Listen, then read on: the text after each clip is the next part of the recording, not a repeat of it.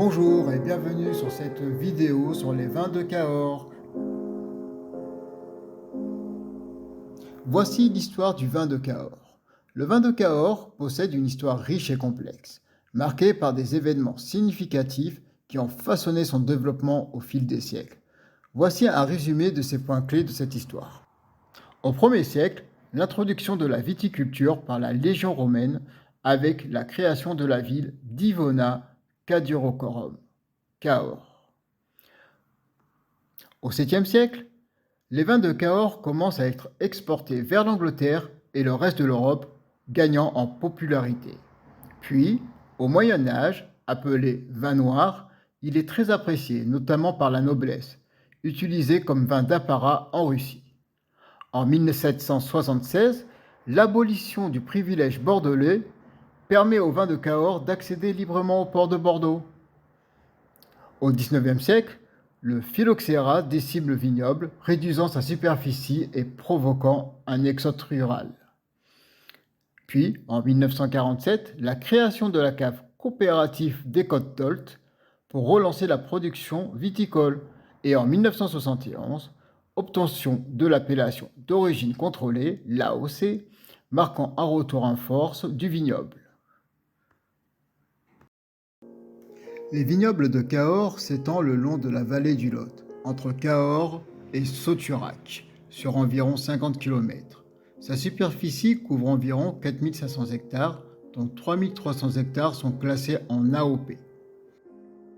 Zoom sur le terroir du vin de Cahors.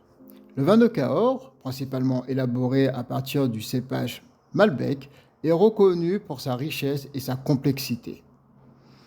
Son terroir, il y a la terrasse alluviale qui représente 60% du vignoble.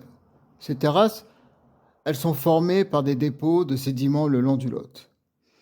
Elles sont riches en alluvions, sableux et caillouteux, favorisant des vins puissants et très fruités. Il y a la Causse calcaire, située à plus de 250 mètres d'altitude. Ce plateau argilo-calcaire présente des sols peu profonds, ce qui donne des vins plus tanniques, propices à la conservation. Passons au climat. Le climat, il est unique dans cette région. Il a une influence océanique, méditerranéenne et continentale. Cela permet une maturation progressive des raisins, essentielle pour le développement des arômes et des tanins du Malbec. En résumé, la géographie de Cahors, avec ses terrasses alluviales et ses plateaux calcaires, combinés à un climat favorable, joue un rôle déterminant dans la qualité et le caractère distinct des vins produits dans cette appellation.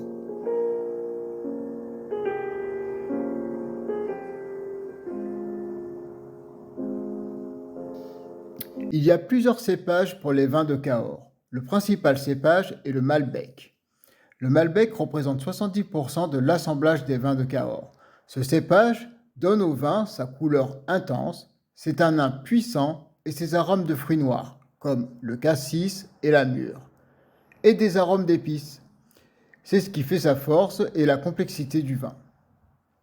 Puis, il y a le cépage du Merlot, souvent utilisé pour adoucir le vin, lui donner plus de rondeur, de souplesse. Le Merlot apporte des arômes de fruits rouges comme la prune et la cerise et permet d'équilibrer la structure parfois tannique du Malbec.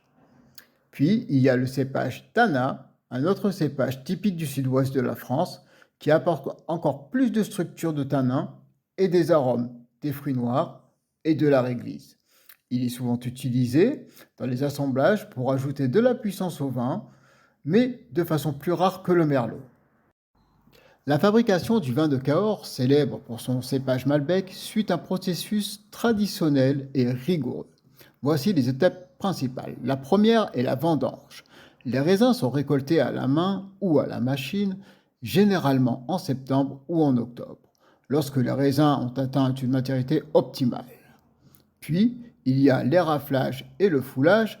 Les grappes sont éraflées pour enlever les tiges, puis les raisins sont foulés pour libérer le jus.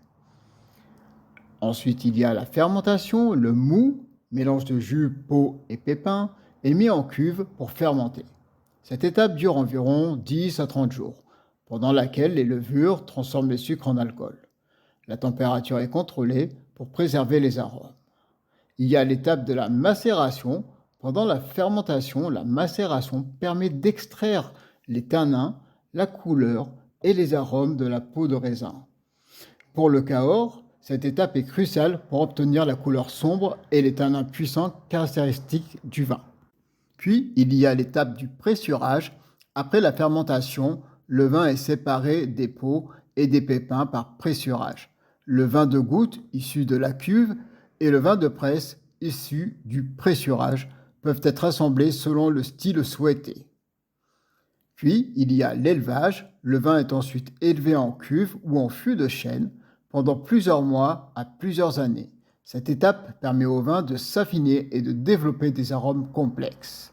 Et pour finir, il y a l'assemblage et la mise en bouteille. Enfin, les différents lots de vin sont assemblés pour obtenir le profil souhaité, puis le vin est mis en bouteille et peut encore vieillir avant d'être commercialisé. Le vin de Cahors est réputé pour sa richesse en tanins, sa couleur sombre et ses arômes de fruits noirs, d'épices et parfois de truffes.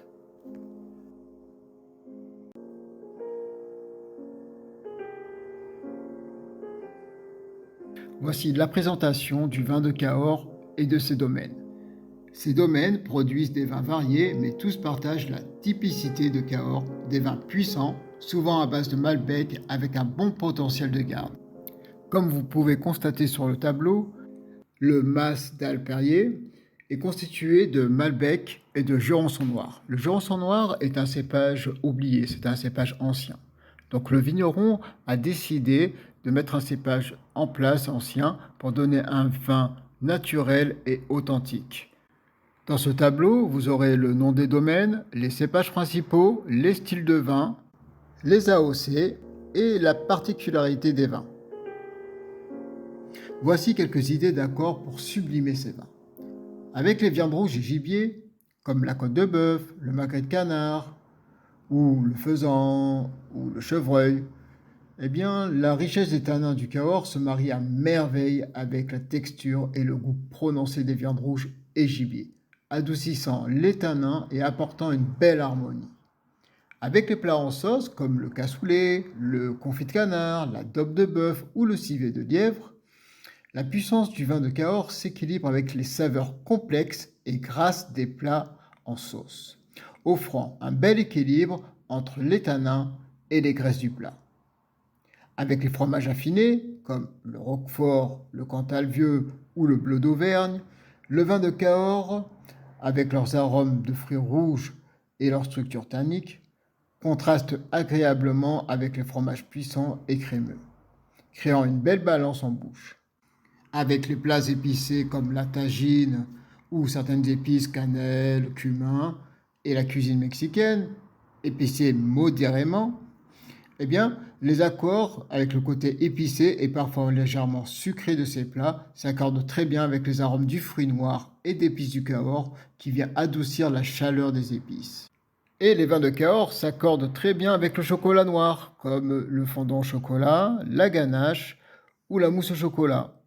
Pourquoi? Eh bien, les tanins du Cahors et les arômes intenses de fruits noirs se fondent bien avec l'amertume du chocolat noir, créant une finale gourmande et raffinée. Tous les accords que nous avons vus permettent de mettre en valeur les qualités distinctives des vins de Cahors, en soulignant leur structure, leur profondeur et leurs arômes complexes.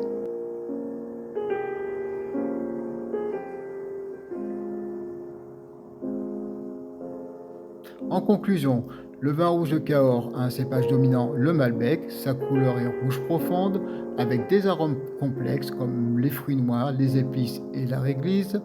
Ses accords mets et vins, il va très bien avec les viandes rouges, les gibiers, les plats en sauce et les fromages. Et son terroir est unique, ainsi que sa situation géographique. Voici un exercice sur les vins de Cahors. Vous pouvez le remplir avec vos mots à vous, des mots simples, tout en employant le vocabulaire et les termes adéquats. N'hésitez pas à me le transmettre en commentaire et surtout, posez-moi des questions dans les commentaires et je serai ravi de vous répondre. Merci.